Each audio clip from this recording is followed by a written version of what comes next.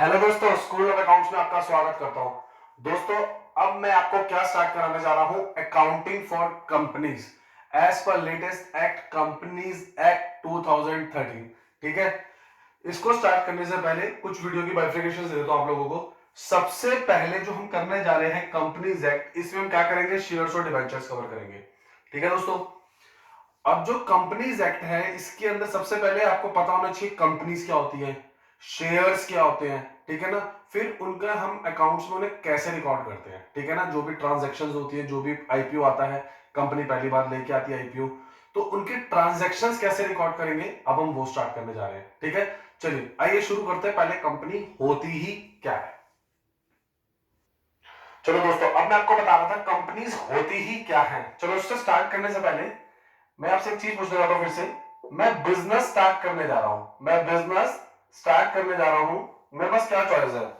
अगर मैं अकेले करना चाहता हूं, दैट इज सोल प्रोप्राइटर।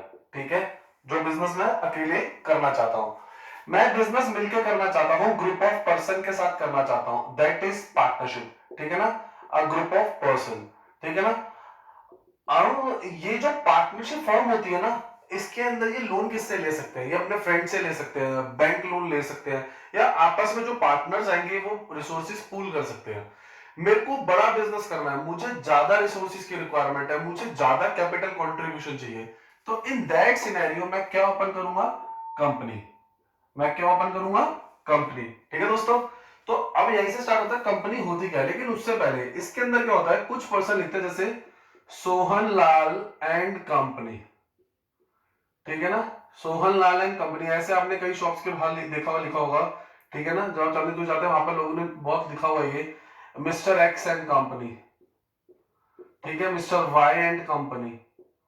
दोस्तों, ये कंपनी लिखने से ये वो वाली कंपनी नहीं हो जाती है, पार्टनरशिप फर्म ही है। ठीक है ना, अगर इन्होंने फर्म बना रखी है, ये पार्टनरशिप फर्म है। ऐसे कैसे सर? बेटा कंपनी होगी, इसके पीछे प्राइवेट लिमिटेड लिमिटेड कुछ ऐसे लगा होगा। अभी मैं आपको उसकी इन डेप्थ डिटेल दे रहा हूं। ठीक है ना, अगर ऐसे सोहन लाल एंड कंपनी बढ़े तो ये मत समझिएगा कि ये वो वाली कंपनी की बात कर रहे हैं जो प्राइवेट लिमिटेड लिमिटेड होती है। क्लियर है? चलिए नेक्स्ट पॉइंट करते हैं।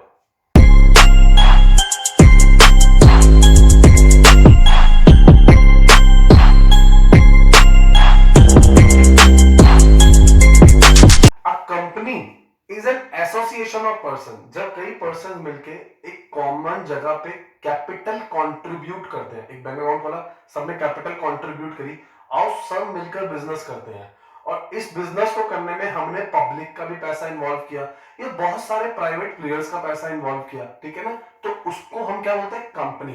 ठीक है ना, a company is an association of person who contribute money to a common corpus called share capital।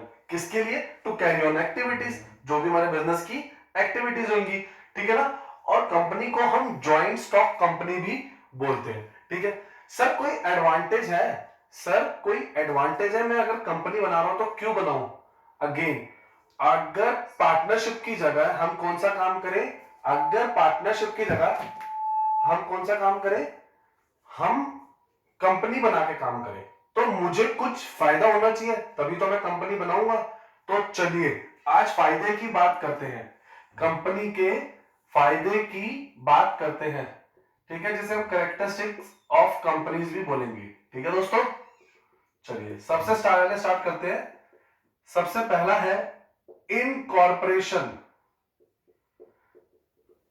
दोस्तों, जिस दिन हम अपनी कंपनी को रजिस्टर्ड कराते हैं, कंपनी रजिस्टर्ड कहां होती है?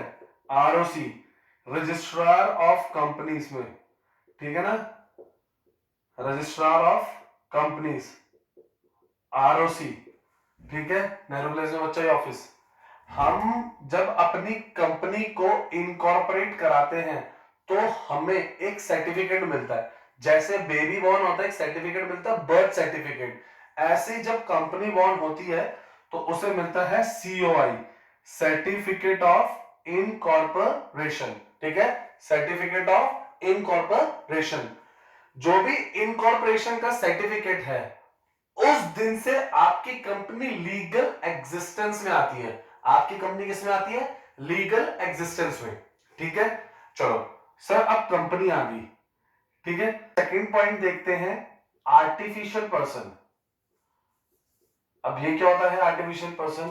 बच्चे फॉर एग्जांपल मैं कह रहा हूं हमें मारुति के ऑनर का नाम नहीं पता, अगेन सर याद भी हो तो भी 2 मिनट के लिए साइड रख देते हैं। सैमसंग के ऑनर का नाम नहीं पता, ठीक है ना, फिर से क्या शायद किसी को पता, 2 मिनट साइड रख देते हैं। ऐसा क्यों? क्योंकि सर हमें मारुति पता है, क्योंकि वो एक आर्टिफिशियल पर्सन है। जब एक कंपनी बन गई, अब मारुति एक आर्टिफिशियल पर्सन इनकॉर्पोरेट हो चुका है, ठीक है। अगर कल को कोई भी कंप्लेंट होगी मारुति की या सैमसंग की कंप्लेंट होगी, तो आप किसके नाम को केस डालोगे? सैमसंग या मारुति के नाम से। आपके नाम से जो भी अकाउंट खुलेगा, फॉर एग्जांपल हमारे नाम से खुलता है, मेरे नाम से प्रतीक तिवारी के नाम से अकाउंट खुलता है, लेकिन अगर मैंने कोई कंपनी बनाई अपनी, जैसे मैंने बनाई उन्नति एजुकेशन, तो अब उन्नति एजुकेशन के नाम से अकाउंट खुलेगा, मारुति के नाम से अकाउंट खुलेगा, सैमसंग के नाम से अकाउंट खुलेगा। कोई भी प्रॉपर्टी परचेज करी जाएगी, एनी प्रॉपर्टी परचेज, वो भी किस नाम से करी जाएगी? कंपनी के नेम से करी जाएगी, ठीक है दोस्तों। कोई भी पर्सन को स्यू करना है, केस डालना है, तो किसके नेम से किया जाएगा? कंपनी के नाम से किया जाएगा, ठीक है। कोई भी बिल बनेगा, आपने कभी बिल देखा होगा, तो मारुति के नेम से बनेगा, उसके ऑनर के नेम से नहीं बनेगा। That's why we called it as an artificial person, ठीक है दोस्तों। इसकी अपनी एक आइडेंटिटी है, जैसे एक नेचुरल पर्सन की होती है। अच्छा, नेक्स्ट, परपेचुअल एग्जिस्टेंस।